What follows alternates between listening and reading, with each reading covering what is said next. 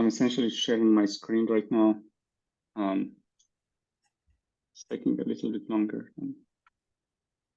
Okay, it should be okay now.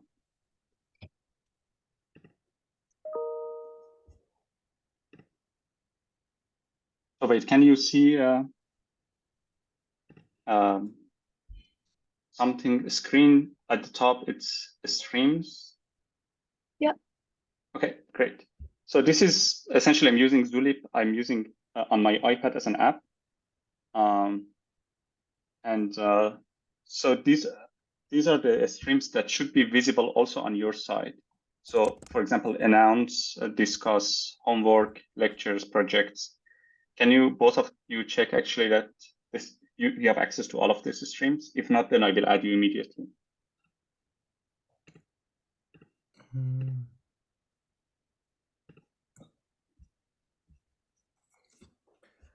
Announcement.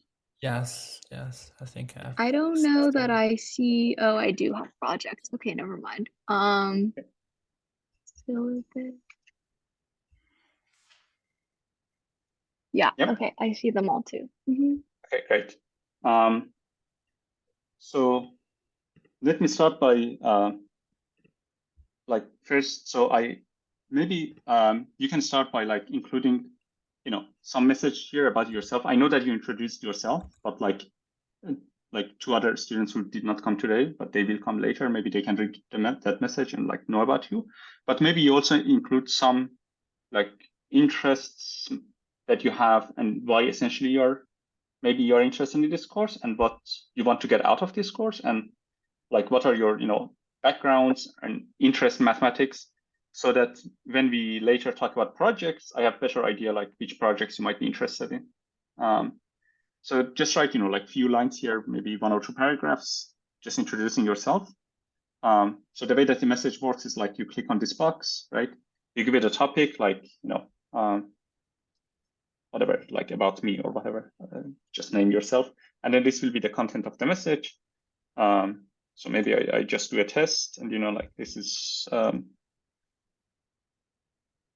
and then I click on this button here, and here's how I post it essentially. And then if you want to delete it, that's also possible. So I'm delete a message or edit message or something. So that's how it works essentially. So this you can do maybe later or whenever you're comfortable with. And then there's this section called announce. So I usually put the announcements here. So for example, there was an announcement I put just for test, Lecture1. So this is,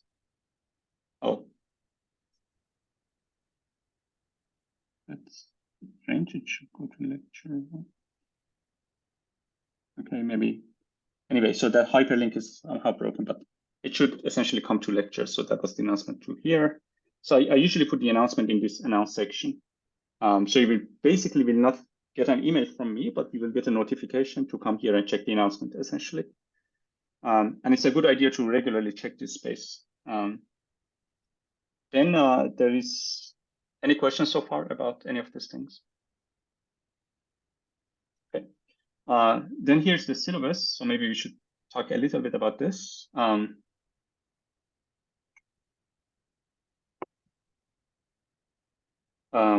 Yeah. So the way that so we are going to run this class is we are first going to understand the basics of this language Lean and how to write how to code or formalize basic mathematics into it and how to play with it. And so we have to familiarize ourselves with this. And I'm assuming that you don't have much familiarity with this, but do you have any familiarity with Lean already, or is my assumption wrong? Or okay, I have about 40 minutes of Lean. Okay, but that's good. But I'm going to assume basically from nothing, from just start the course, from no background in Lean. Yeah. So we are going to do very basic topics so that we get to know how we can write any mathematics at all in Lean.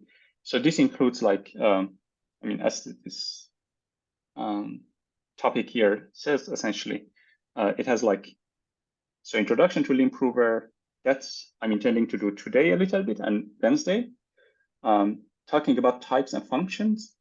So if you have heard of like sets before, I'm assuming you have heard of sets and functions. So types are essentially sets, but like, in any programming language, you have types instead of sets, but they should correspond to each other. And then there are other topics like inductive types. I mean, those are used for defining natural numbers and, other basic mathematical objects. Then we have propositions, relations, surjections, injections. So these are basic, sort of like if you have any course into foundation of mathematics or proof-based course, introduction to proofs, these are the usual topics. And we are going to cover these things essentially in like maximum 10 lectures. I'm hoping to do this in 8 lectures because I have done this before, so it's possible certainly. And after these 8 lectures, you will have a good, solid background how to write anything in Lean, because these are like, if you learn these things, you will be able to learn to code anything. Essentially, it's just going to be a matter of like time and dedication, but the foundation is there.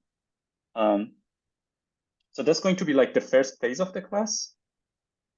Just understanding these concepts, but also understanding how we can teach Lean or how we can teach our computers to understand these things and check our proofs about this mathematical objects. And yeah, so the second part is while we are like learning these things, I will get more, get to know you more, and together we will like, decide on a project. So each of you will have a project, and while the course is going on and we will have these lectures, we also have like individual meetings to decide about those projects. And so like after this maybe 10 lectures, which will be like about like 5 or 6 weeks, you already have a good idea of what your project is going to be. And in the second phase, we will only have, there will be no lectures, and we just meet and work on the projects. So these are the only topics that you hear lectures about, and the rest is just really one-to-one meetings and working on projects. I think Brandon's joining us. Can you hear me, Brandon? Yes. Okay, great. If it's possible for you, I would prefer you having like your videos or a picture, but if not, it's okay. I'm sorry, my camera's broken on this computer. That's okay, never mind.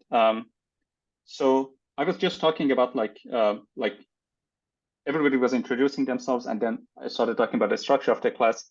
But maybe you say something about yourself, and then we go on from there.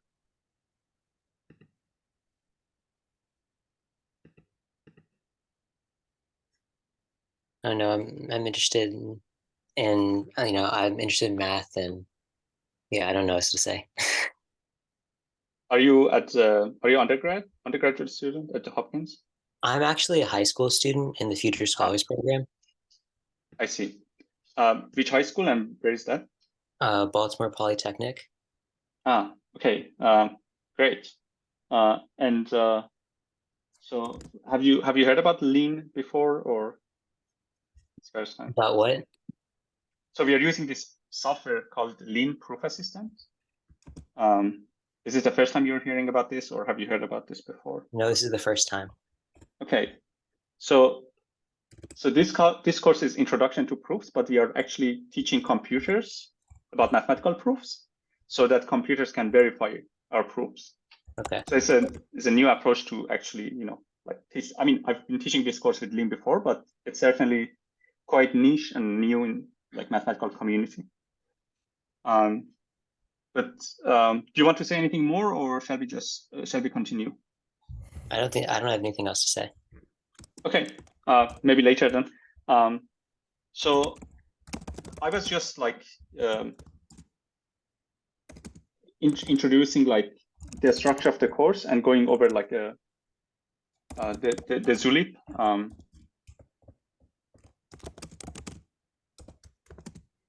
Also, like I'm hearing like somebody typing, so if you can mute yourself, that would be. I mean, while you're not talking, if you can mute, and then you can Oh, sorry, unmute. it's my bad. Yeah, no problem. Just Okay, so so as I was explaining, the course has two phases. The first phase is essentially like a bunch of lectures that you will hear about, like how to write mathematics in Lean. And the second phase is we will have meetings, you will work on projects, you will write a report about the projects, and then you will have a presentation to the class about those projects. And the presentation will be about like your experience of working on the project. The project doesn't have to be complete. It can easily have like gaps and holes, but the whole point is like you will have a sketch of this, you will have some code by that time. So this is like towards the end of the course, essentially, like maybe like last months. And then you are ready to project it, to us, and then we will work together to fill the gaps in your project, essentially. But there will be no pressure to have a complete, complete project before the presentation, essentially. So that's the like high overall kind of overview, but like this is like sort of like the grade, let's say, decomposition, if you are interested in that. So I really like you to excel in this course, and I think it's very well possible. Like from previous courses, lots of students get just A and A+ in this course. Just by the nature of being engaged with Lean and being committed. As long as you remain committed, I think like you should not worry about the grade at all. So for the first 10 lectures, where we are just learning how to write mathematics to a computer using Lean, there will be weekly homework assignments. So these are like traditional assignments, but so you have to submit it by a certain deadline, so all these things. But then what you submit is not paper on the proof, but it's a proof in Lean. So we'll get there, don't worry about that, but essentially it's going to be a code that you will submit. Maybe I do a small pause here and like see if anybody has a question about this so far. Wait, sorry. So just to double check, the presentation is a presentation on the project. It's a presentation on the project, that's right. Okay, gotcha. You will write a like 10-page report to me. I mean, we will talk about this because I haven't posted about projects yet, but I will write the details on Zulip. Essentially, everything will be on Zulip, so including this. So the details of like what the specification of project are, I will post it this week essentially, and then once after the first initial weeks, we have decided on individual projects for each of you. Then in the second phase, you will be working like 2 or 3 weeks on writing a report around like between 10 and 15 pages, and you will be presenting essentially content of that report in your presentation. But the presentation doesn't have to be perfect. You're presenting to the class so that you're asking the help of the collective, let's say collective brain of the class to finish your project essentially. So that's the structure. Is that clear? Okay. But here's there will be no exams whatsoever, no midterm, no nothing. And so homework assignments for the first 10 lectures, or maybe 10 or 11 or whatever, it's going to be 45% of the whole grade. Then your reports will be about 35%, presentation 20%. So that's already 200%. But then there's this 5% bonus where like if you lack 5% from other components, then your participation in class and Zulip essentially will be the bonus points that you will get. Any questions about grades or presentations or any other lectures, any other aspect that we have discussed so far? Okay, if there's no question, then I'm going to move on to the next stream. We are calling these things a stream. Zulip calls them streams. So the next stream I want to introduce is lectures here. So I will post essentially lectures every week before the class. So for example, lecture 1 is already here, and I will post the lecture on Wednesday, just today after the class. So you will have access, and the idea is like you will look at the lectures and go through them, and you're sort of prepared. And if you have questions, we will discuss this in the class, and I will do a short demo of, summarizing the main points of the lecture, but we will never go through all of the lecture because it's just so many lines of code and we will not have time here. We will just essentially, the class, you should treat the class as an opportunity to ask your questions about the lectures and debugging essentially.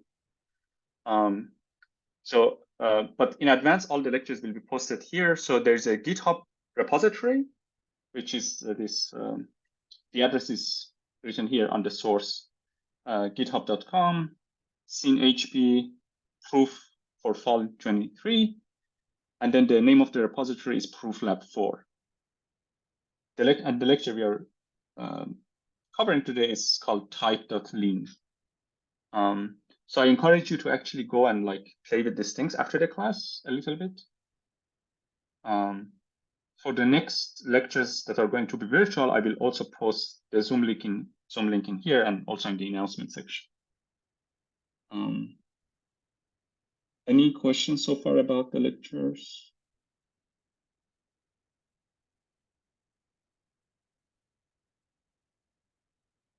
Sorry, wait, can you clarify? So there's 2 links. There's like the SRC and then Right. So let's click on this link. Let's see what happens.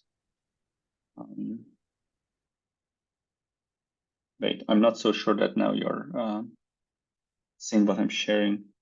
yeah, we can see GitHub. Okay, great. Thanks. So this is how a lean file essentially appears. It's just a bunch of text. Some of them is commented out, like those are the gray, and then there's some red and black stuff, and those are actually code. And this is the raw text. So if we put this, we have to put this in some software which is called Lean, and then we will interact with the text essentially with this program. So we will run this program. This is essentially a program. So this is just the raw code essentially, and then here you can copy stuff and download the code. But so the dev part, it's the same code, except that there is like this sort of GitHub Cloud infrastructure where you can edit things if you don't have a like local editor, text editor. So it's like, you can play with this online essentially.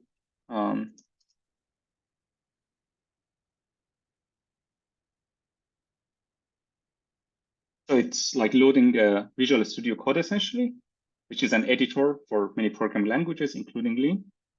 And like you can go through the text and change it if you like, for your own purposes. But of course, these changes will be only like, if you have forked this repository, it will be just on your fork. So it will be saved locally and it will not, change the main repository content. So that's the difference between source and dev. But I want to talk more in detail about these lectures a little bit later. Just quickly, there's a stream called homework. So this stream is currently empty because I have not posted any homework, but I will soon do. And once I do, I will also, say when the deadline is and stuff like that. And in the past, we have used Gradescope to submit homeworks. And I think this time I will continue to do the same thing. And then I will add you to the Gradescope space. Have all of you used Gradescope before? Okay.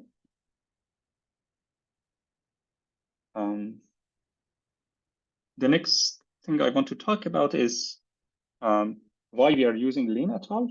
Like, what's the point of Lean? So here's the text. I don't. You can feel free to read it later, but essentially what I'm saying here is like the essence of doing mathematics is actually proving things. So, and the proofs are essentially constructed by rules of logic, combining rules of logic plus mathematical reasoning written in that logic. And once you write your proof, you are essentially communicating your mathematical ideas to other people who are interested to read your proof, your ideas. So usually other mathematicians. So this kind of like this structure of like writing the proofs and communicating them has been operative since 3000, since the time of Euclid. I mean, the kind of oldest mathematical proofs we have, it's essentially from the time from Euclid himself, like where he proved like there are infinitely many primes. He wrote a proof. We can read that proof. That proof is still available. We can read it, and once we translate it from Greek to English, you can inspect the reasoning, and you can get the ideas.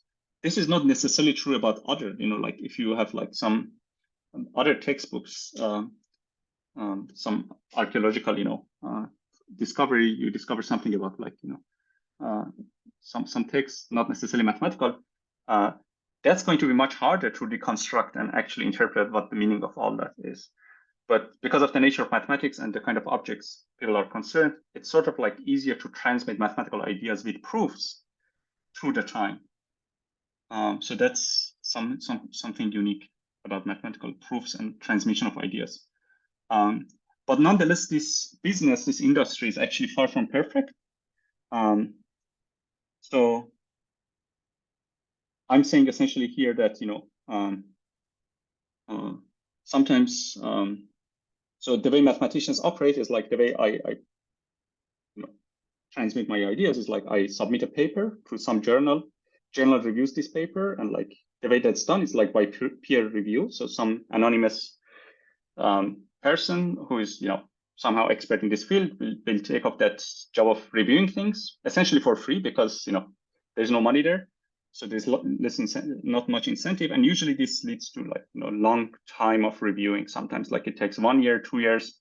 In some cases, like in case of like Andrew Wiles's proof of Fermat's last theorem, it took like many years, like 7 or 8 years essentially, for people to like because the proof was long, hundreds of pages long, and then it took the reviewers and many journals to have time to review the proof.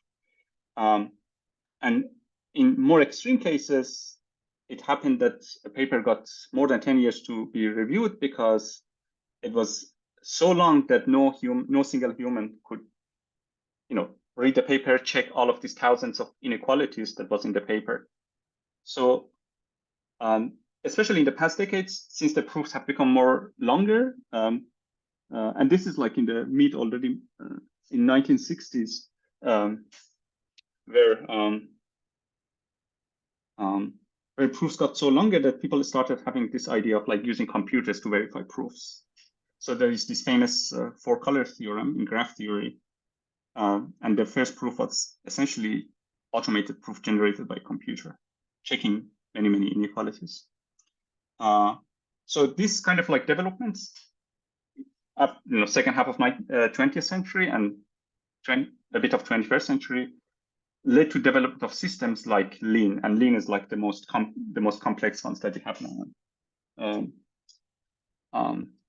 So essentially, one can hope that using this proof assistance, one can immediately check the proofs instantly, without waiting for reviewers to take times to check mathematical proofs.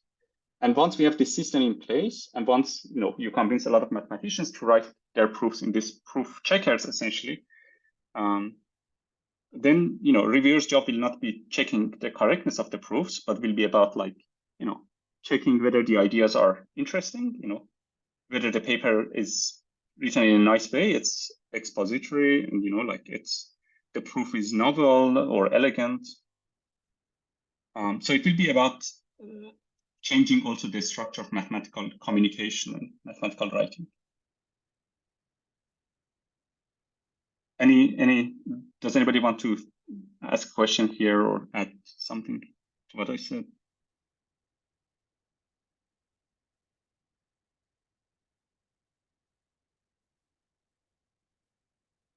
So we will see some of how we can encode proofs in these systems and how this, instant checking of proofs works. But actually, these proof assistants are called assistant, not just because they check our proofs, but sometimes they help us writing proofs. Sorry, somebody, Brandon, was it you that you wanted to say something?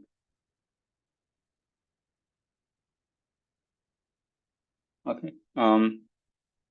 So, and then finally, you can combine this proof assistance with AI so that it helps you sometimes to even create proofs. Like it will suggest, it's essentially like if you have played with ChatGPT, you can imagine like, you train large language models like that so that sometimes it suggests some proofs to you, right? Like formal proofs, but with the difference that this time, the proof that whatever it's suggesting to you, you can immediately put it in this proof assistance and check whether it's correct or not. So, and you can, integrate the generative part of large language models plus the verification part of proof assistance, so that once you integrate these things, only you can filter out the suggestions that work. So this is the part that is getting more traction in AI safety very recently communities. So this is my view of how Lean is going to be useful. It's essentially verification. It's a kind of new medium to write mathematics so that all the proofs are immediately correct, and then you don't have to worry about the correctness. But it's really more than that, because you can also like digitize all of your mathematical proofs, like the way, you can imagine we had music that was like, on tapes, or, before that on gramophone or kind of things like that. And they were fragile systems. And like, you can imagine like proofs on papers, they are fragile, they can be lost. They are not organized necessarily in a organized way, before submitting to journals.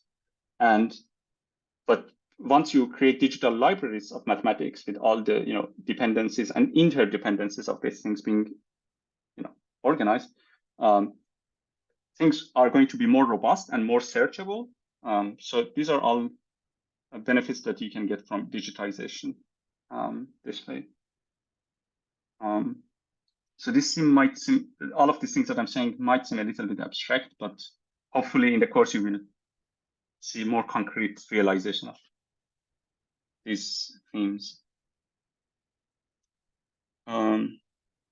Any questions about Lean or why we are using Lean in this course, other than the points I brought up?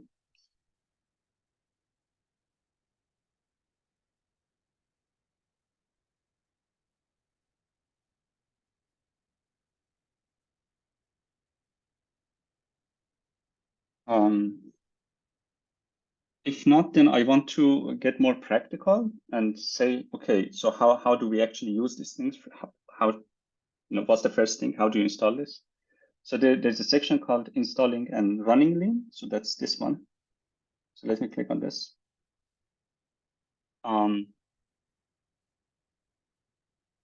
So there are essentially two ways to install Lean, and they are detailed in here. There's local installation.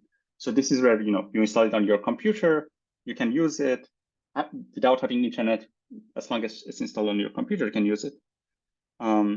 So there are steps here, and I don't necessarily want to go through them now, but you should read this and try this before Wednesday.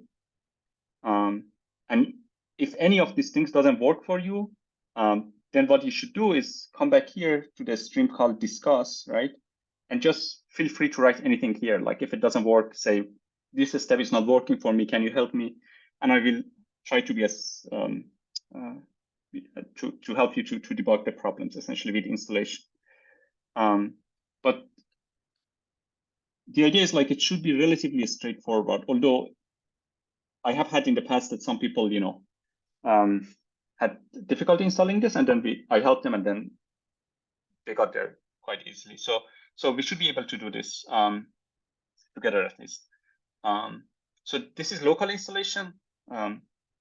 Please do this before Wednesday, and if you have any problems, come back to that stream called discuss, and then I will try to help you with that.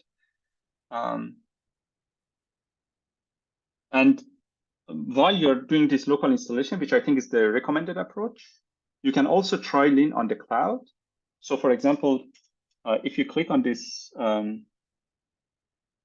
link here, it's called click on this link. So I'm trying to click on this. So I'm going to a website called gitpod.io. And then here it says continue with GitHub.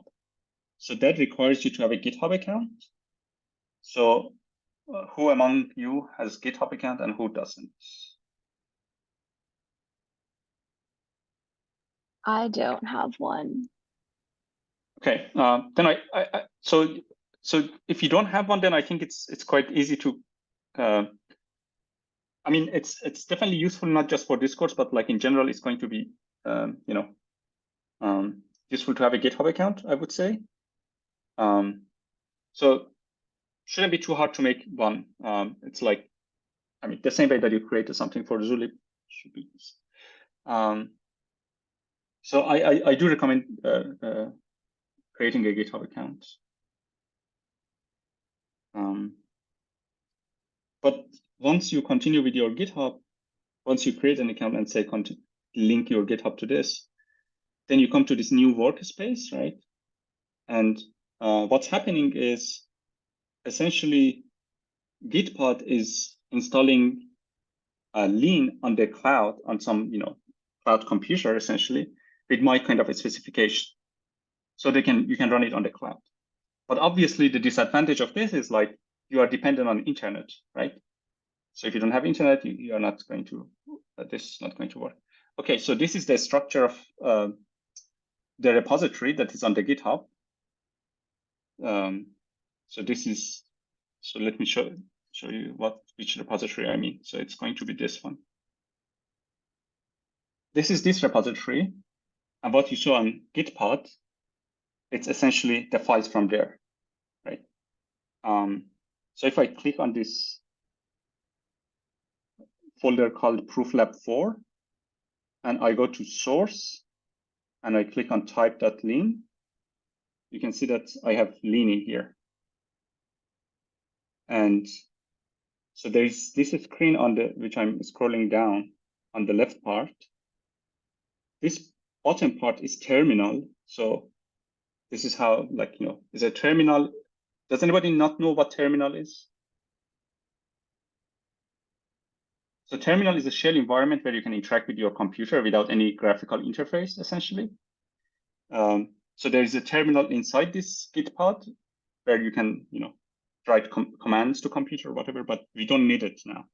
So I'm just going to close it. And so this orange bar that you see here, right? That's Lean on the cloud server compiling the code. But right now it's taking long. The reason is I'm here importing certain files from Lean's library. So these are like a standard mathematical library where like lots of mathematics has already been formalized, and I'm using them, right? And those are found in here. So if you go to Lean packages and then click on mathlib, so this is Lean's mathematical library. And then if you click on mathlib here again, then you can see all these branches of mathematics that have been formalized already in Lean. There's algebra, algebraic geometry, combinatorics, for example.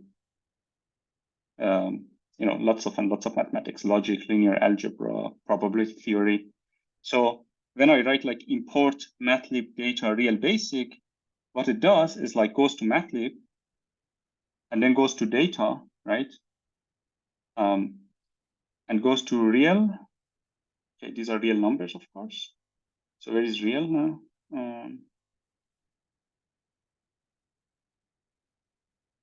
Real is here, and then imports basic. So that's this file, right? And if you can see that here is also Lean is trying to build this file. So because all of mathlib is more than 1.3 million lines of code, this is going to take long if we just let it run. So what we want to do is to cache the pre-compiled version of these files, which is on the server, Lean server. So to do that, we want to open terminal, new terminal, and write to our server that I want to get the pre-compiled version of all these files in the mathlib. So I guess I'm going to write lake. So this command is available on Zulip on the section about installing and running Lean. So everything that I do is already there. So let's write this and see what's happening. It's taking some time.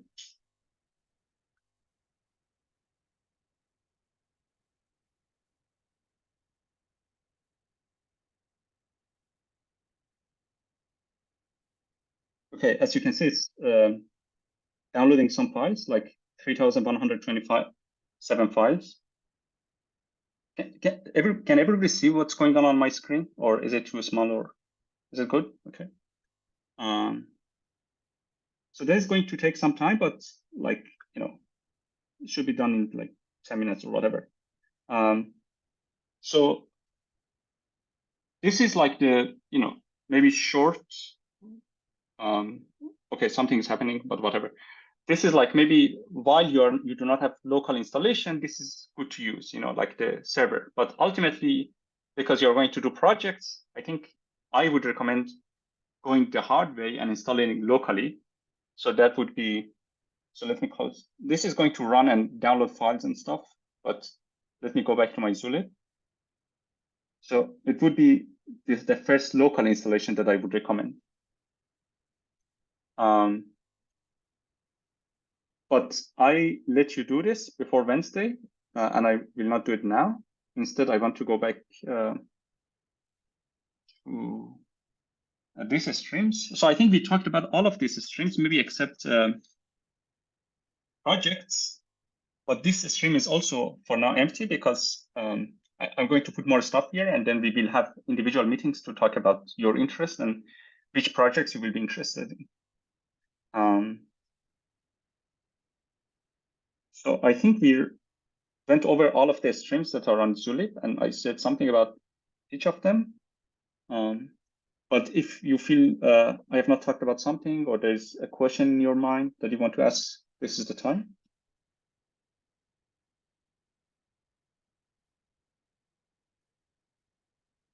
Is the structure of the course clear? Relatively, right? I mean, it can get better, but for now it should be okay. Okay, so let me stop sharing this screen. So now I would like to share my installation of Lean, right? So I have installed Lean, and I have installed Visual Studio Code, which is the editor for Lean. So that's, and I have the code for the first lecture, and I want essentially to run that. So let me share that screen with you.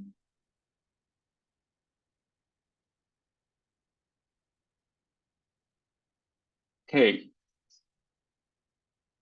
Now you should be able to see a sort of dark theme kind of Visual Studio Code, and a file code is called what is a type. Can everybody see that? Okay, great. Okay, so as you can see, this is the structure of the repository. All we care about is this folder called Proof Lab. And inside it, you have three main folders. One is called demos, one is called homework, one is called source. So for each lecture, there's a long version of that lecture, and that is in the source folder. So for example, for this lecture, there's this type. So the idea is that for the next classes, for the next lectures, you will have read these files before starting. So for today's type, but maybe I put something else and I put in the announcement on Zulip, and then you will go through this. You don't have to understand everything, but you skim through this and you play with it, right? And then you come to class, and hopefully you will have some questions about this, and we will go over those questions as well as the demo. But because this is the first class, I want to start, with the lecture itself, with the source file. Otherwise, the short demos, I will use short demos for next lecture. So this is a shorter version of that with some challenges here, which are marked as sorry, and we have to, we will do this kind of things more hands-on. So I want to now start talking about how to do basic mathematics in Lean. And the first thing to do is the first, ingredients is these things called types. So what are types? So you should think of types as sort of collections. So it can be a collection of numbers. It can be a collection of like spaces, and each type as a collection has a bunch of individuals in it or terms. So for example, we have a type for natural numbers. So these are like numbers like 0, 1, 2, 3, 4, they have some structure to themselves, which is like, to every natural number, you can add one more. So like after 2, there's 3, after 3, there's 4, and this process never stops.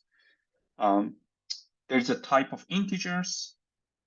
So this is collection of all positive numbers and negative numbers plus 0.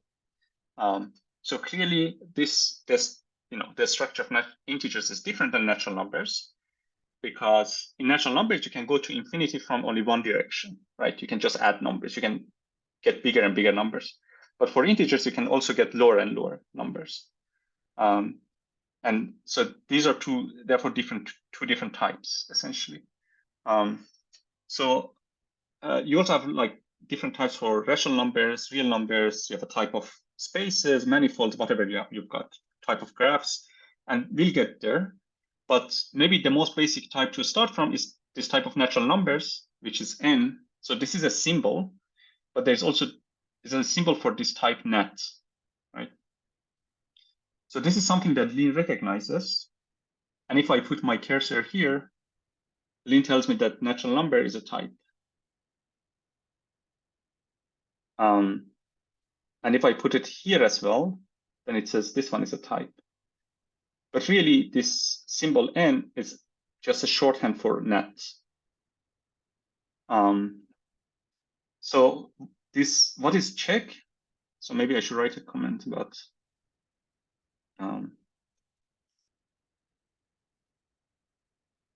so the Lean command check tells you the type of any object, any well-defined object in Lean.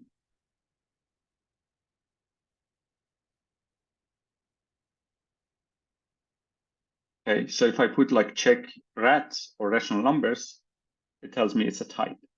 So we should read this semicolon as is, right? So maybe I should write it here.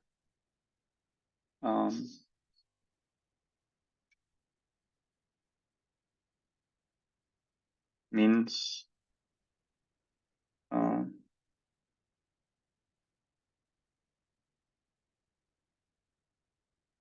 any questions so far? You're also quiet.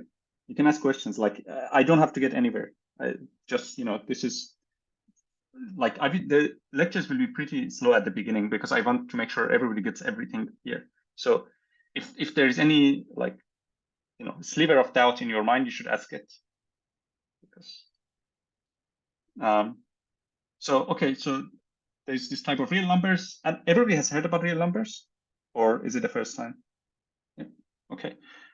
So like numbers like pi, these are like numbers, or square root of 2 is famous proof by old proof that shows square root of 2 is a real number which is not rational, whatever. So here, okay, anyway, so we have a bunch of types and we can check that they are types.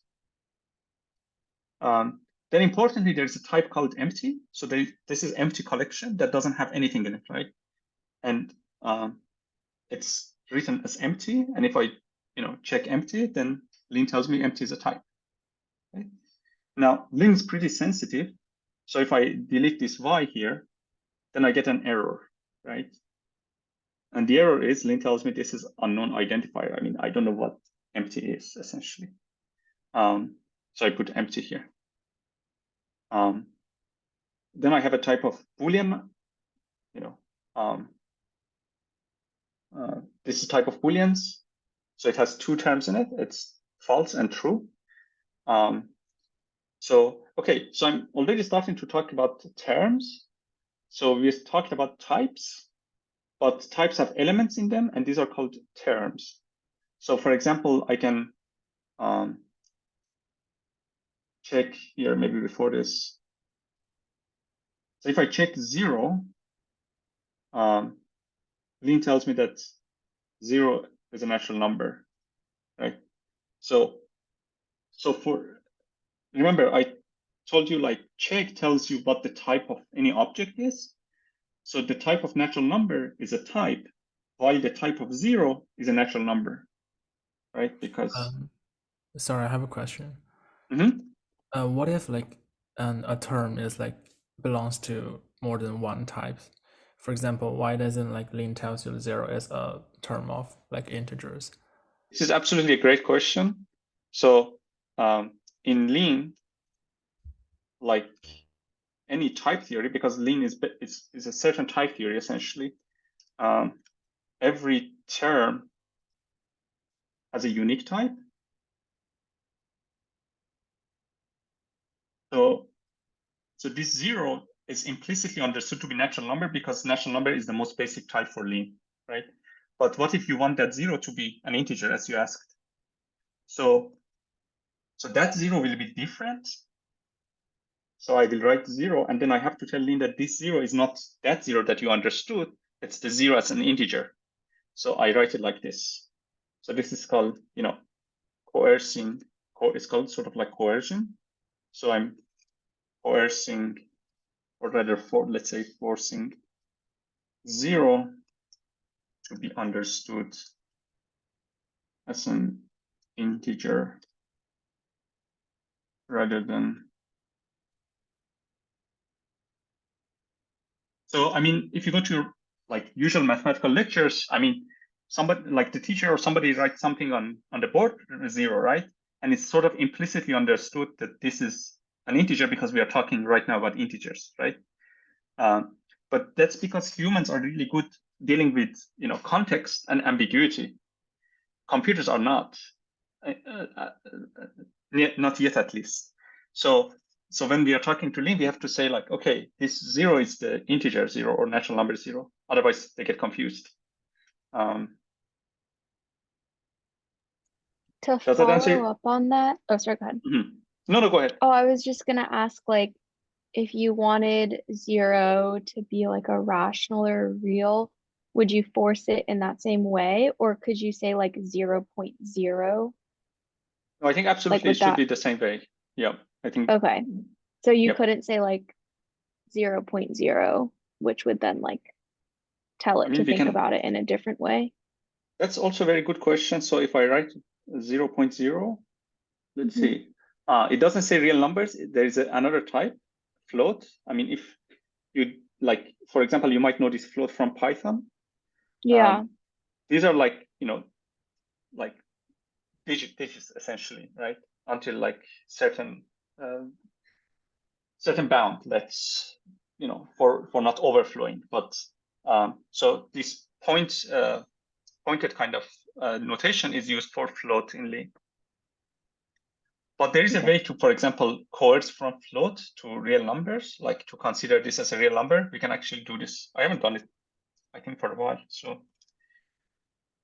So if I write like as real number, what if that was my intention? Okay, you can do that apparently. So that means the primitive type for digit numbers, 10, I mean digits in base 10, of course, is float. We can coerce floats to real numbers. Does that make sense? We can also like check pi. I mean, oh, pi is not like that. Maybe I write real pi. Okay, I forgot how to say pi. Hopefully we learn this soon. Okay, so there's a type empty, right? And there's no way that I can write anything like check, a of type empty. That's not going to be possible because this has no element in it. So I literally get an error because first of all, I have to specify what A is, and I don't know what A should be. I don't have a good suggestion candidate for that. Okay, as I was saying, there's a type bool which has only 2 terms in it. The first one is called true, as you can see here, and the other one is called false. So these are just names and notations.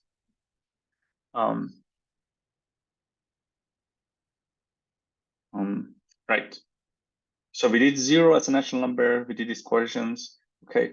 Now, if I write check 2 plus 3, so what's going on here? Let's think about this. So if I write check 2 only, Lin understands this as a natural number, right? And if I write 3, it will also understand that it's a natural number. And because when I write 2, it thinks that this is the natural number, and when I write add, it expects me to add another natural number, because this is the operation of addition between natural numbers, right? So if the first one is a natural number, then the second one must be. So therefore, their sum is also a natural number. Does that make sense? So Lin first parses the 2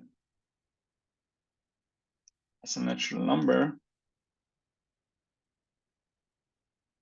then understands plus as an operation between natural numbers. These things are quite basic. Sorry for being so pedantic about this stuff, but I think it's worth going through this, once and for all. Do not get confused later. So just to double check, if you were doing something that was of 2 different types, like say you wanted to add 2 and pi, then Yep. you would recommend doing pi first because that's in the wider Absolutely. category. Okay. So let's say I want to say check -3. So sorry, -1. So -1 is an integer, right? And now if I write plus, I can write 3, right? Now this 3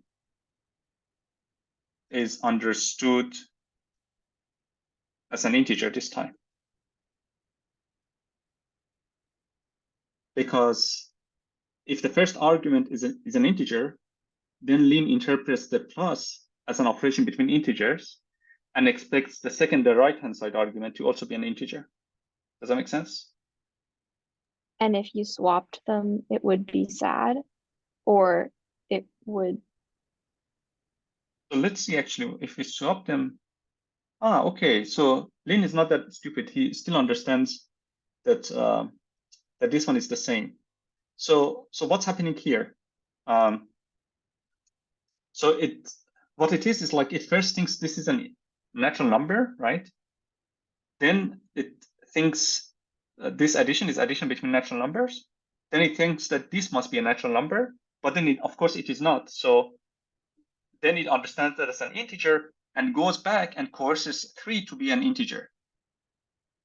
And then suddenly, so this is more complicated. We get this later, but this is called unification. It's a big topic in type theory, but it's essentially like Lin is open to changing its mind. Let's put it that way.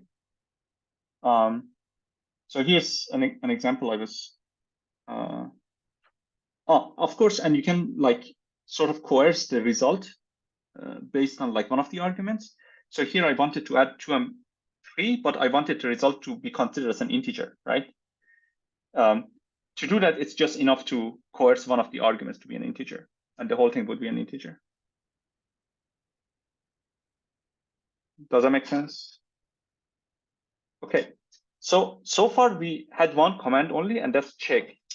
And check only gives one thing, and that's the type of the term. Like here, I have a term which is 2 plus 3, and that has a type, which means it belongs to some collection. So essentially what this says. So this expression. So we sort of learned how to read this expression, right? This says that the type, or rather, it says that 2 plus 3 is an integer. Okay, now I'm going to sneak in another command, and that's called eval. So eval is for evaluation, right? So what it does is like, you want to simplify the expression 2 plus 3 to a more simple expression. So if I use eval, it gives me 5, because 5 is the result of adding 2 plus 3. What if I do this one though? What do you expect to get if I do 2 plus 3, but in this form? Like this. What should that be?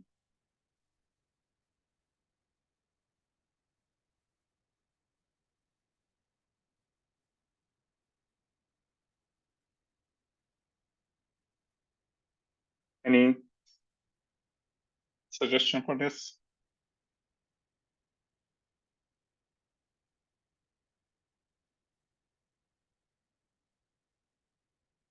By the way, the way I run my class, I usually wait for students to answer. So if you don't answer, I will say nothing either.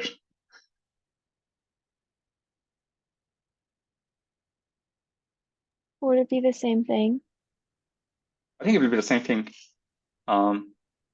So it will reduce this to 5 as well. So I mean, that's what we hope, right? I mean, we didn't want to be a different number. So there is an operation of division between numbers, and this is like this sort of like slash. And actually, if you hover around it, there is a blob that appearing above it, which essentially says what this slash is or what any object is. It explains the notation. So here it says it computes the result of dividing A by B. So if I write 1/2, first of all, it says, if I check this, it tells me it's a natural number, right? So it really gives me sort of like, and if I evaluate this, what is your guess if I evaluate this? Maybe this time, Lengi, sorry. You want to say something? Like if I write 1/2, what should I get? What is the evaluation?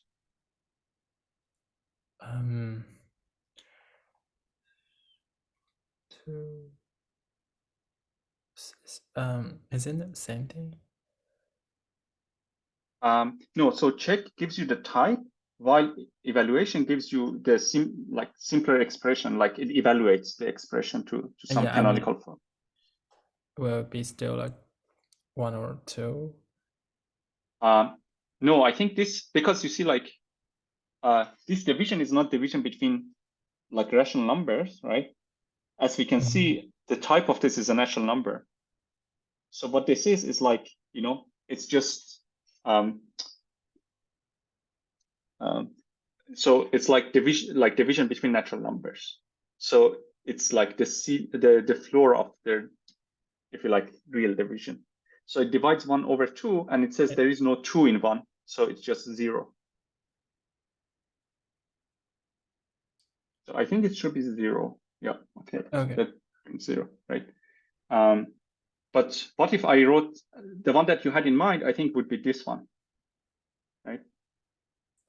Because because now 1 is considered as a rational number, 2 is also considered as a rational number, and then their division is also, then Lean interprets this as a rational division, right? So that's what I'm saying here. Is this clear? Any questions so far?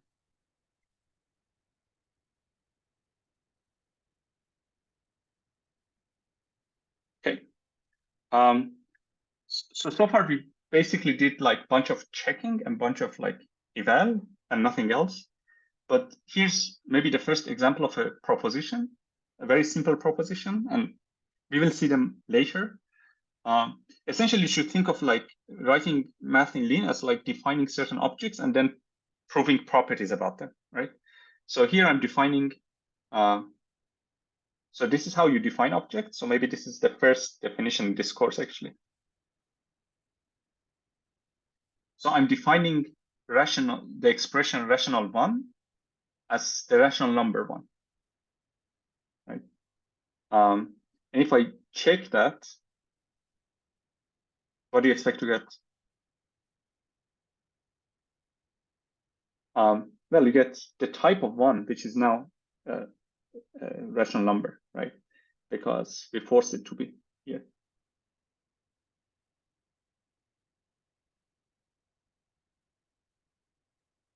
Is that okay with everybody? Okay. What if I do eval?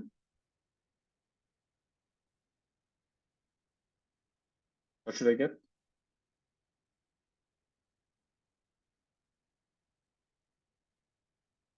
Maybe this Sorry, are time, you Brandon? evaluating rational 1? Oh, go ahead. Yeah. Brandon, do you want to say something about this? Nope. Okay. Somebody else? What would be the result of evaluation of rational 1? It's just 1. I think it's just 1. Yeah. But notice that this type, it doesn't output the type, right? It's just outputting the canonical form of 1, essentially. And if I like check rational 1 divided by 2, what do I get? What is your guess here? Well, that would be a rational number, because now 1 is a rational number. So this division is division between rational numbers, essentially. So this time, if I also eval this, then I get half, I think. Yep. Okay. So here's how we define things. It's a very cartoon example of defining things, but later we define more complicated things. And now, maybe proving basic, this is the first proof, essentially, in this course. Proving a basic fact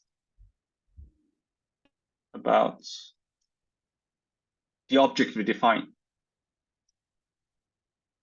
The object rational 1 we defined.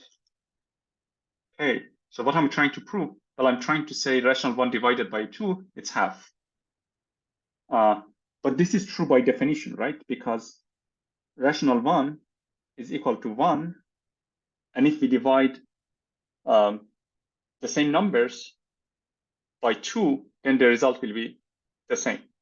So, and I prove that by saying this is true by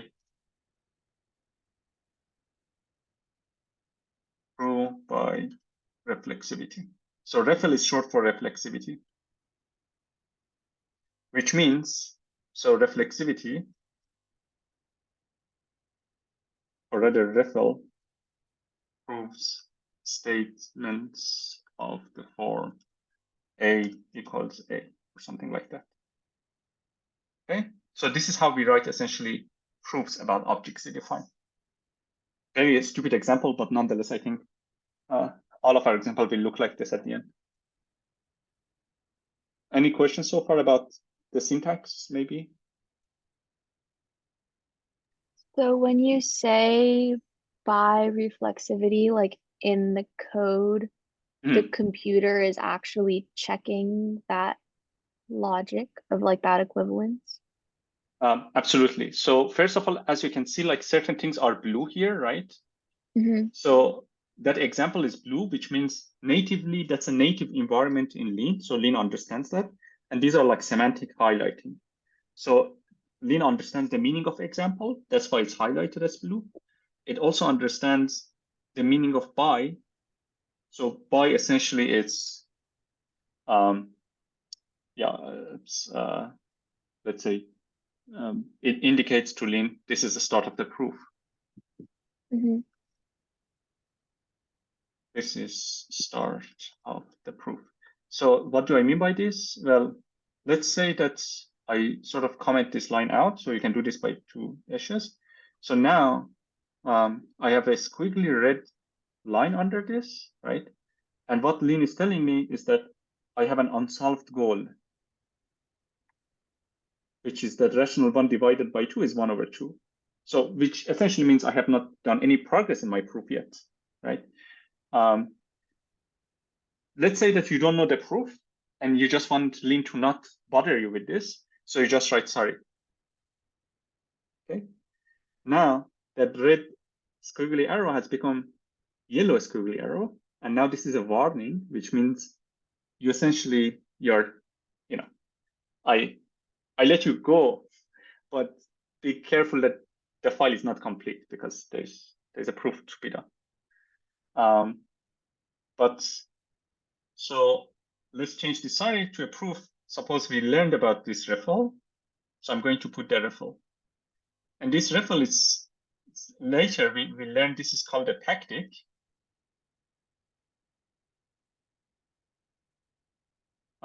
And I don't want to talk about tactics now, but because it's a big subject and we get there soon, but that will be another lecture, right?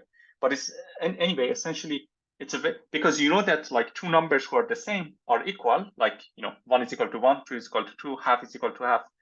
And all Lean is doing, it's first it's looking at rational 1, goes back to this definition, copies this 1, puts it here, right? And then it just looks at syntactically that the syntax on the left has been reduced to the syntax on the right.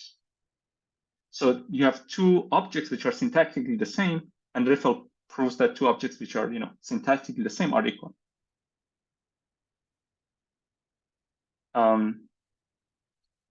Okay. So let's so far, okay, we learned a bunch of types, we learned a bunch of terms, right? And we proved a very stupid statement. But the good thing about type theory is like once we have a bunch of types. By the way, I have to check how am I doing on the time. So how much time do I have left? Usually the class is like what, 75 minutes? I think you might have -8 minutes. Oh wow. Oh, you should have told me that I went over time. Okay, Sorry. great. So no, sorry on my part. So yeah, I definitely do not want to go over time. So let's continue this on Wednesday. And I think for now, and I will go through this again if there is question on Wednesday. But for now, I think your focus should be installing Lean, like going through that stream called installing Lean. And please write any question. And even if you succeed installing, please write something on the stream in the discuss part. Say like, for example, you succeeded, but like you felt like the most intricate part was this, so that somebody else who's installing also knows. So essentially write something about your experience of installing this so that might be helpful to others. Any other question before we go?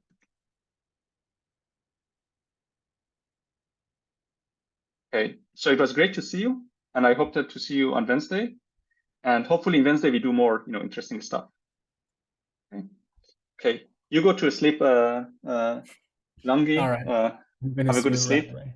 And I don't know what you're going to do, Kylie, but whatever. What's your plan after this? I'm just going to another meeting. Okay, great. Sorry for being late to keep you here. Okay, bye-bye until Wednesday. Thank you. Bye. Bye-bye.